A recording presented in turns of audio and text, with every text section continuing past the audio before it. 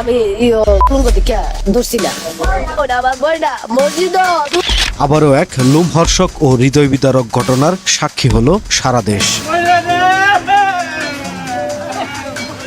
ব্রাহ্মণবাড়িয়ার সরাইলে নিখোঁজের পরদিন স্থানীয় একটি মসজিদের দ্বিতীয় তলা থেকে মাইমুনা আক্তার ময়নার মরদেহ উদ্ধার করে পুলিশ। এ ঘটনায় অভিযুক্ত করা হয় মসজিদের ইমাম ও মুয়াজ্জিনকে, করা হয় গ্রেপ্তার। এরপর আদালত থেকে কারাগার, কারাগার থেকে রিমান্ড। এসবই ঘুরপাক খাচ্ছে ময়না হত্যার তদন্ত। তবে মূল ঘটনা অন্যদিকে। অভিযোগ উঠেছে নিহত ময়নার মায়ের পরকীয়ার কারণেই এমন নৃশংস হত্যাকাণ্ড। প্রশ্ন হচ্ছে, মায়ের পরকীয়ায় কেন মেয়ের এমন সর্বনাশ? ইমাম না, আমার স্বাস্থ্য ভাই আছে, অলরেডি চালান দিয়ে দিচ্ছে। সন্ধ্যের বাইরে না, আমার ওয়াইফও সন্ধ্যের বাইরে না। এদিকে এক গণমাধ্যম দাবি করছে ময়না হত্যাকাণ্ডে জড়িত ছিল স্বয়ং তার মা এবং তার চাচা।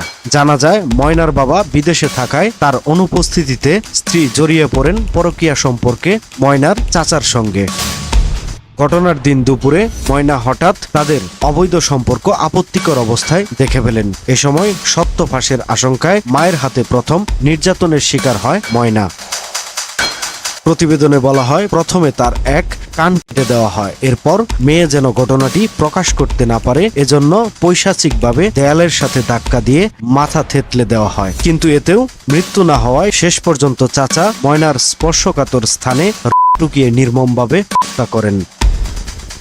প্রতিবেদনে আরো বলা হয়, হত্যার পর তারা লাশ লুকাতে মসজিদের ছাদে ফেলে রাখে, যেন মসজিদের সংশ্লিষ্টদের উপর সন্দেহ পড়ে। পরিকল্পনা অনুযায়ী পুলিশ ইমাম ও মুয়াজ্জিনকে গ্রেপ্তার করে, যদিও তদন্তে তাদের সম্পূর্ণ নির্দোষ প্রমাণিত হয়েছে বলে দাবি গণমাধ্যমটির।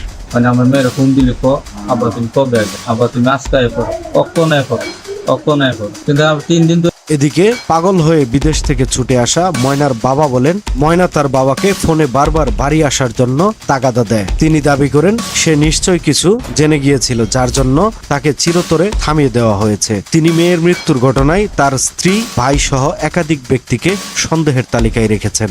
ময়নার মা তার চাচার সাথে পরকীয়া লিপ্ত ছিল। যখন ময়না বিষয়টা দেখে ফেলে, তখন দাবা চাপা দেওয়ার জন্য এই ময়নাকে হত্যা করা হয়। হত্যা করে তারা ক্ষান্ত হন নাই। এই ঘটনায় সমাজে চরম ক্ষোভের সৃষ্টি হয়েছে। দাড়ি টুপি থাকার কারণে নির্দোষ ইমাম মুয়াজ্জিনকে বিনা প্রমাণে হয়রানি করার অভিযোগে প্রশাসনের ভূমিকা নিয়েও প্রশ্ন উঠেছে।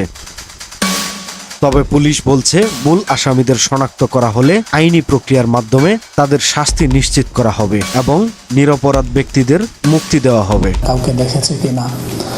আর এই নির্মম হত্যাকাণ্ড শুধু একটি শিশুর জীবন কেড়ে নেয়নি, বরং একটি পরিবার, একটি সমাজ এবং একটি ধর্মীয় প্রতিষ্ঠানের সুনামকেও প্রশ্নবিদ্ধ করেছে। চাওয়া এখন একটাই, প্রকৃত হত্যাকারীদের দৃষ্টান্তমূলক শাস্তি এবং নির্দোষদের অবিলম্বে মুক্তি। দরকার বাবা, যে সময় কলম নিউজ ডেস্ক।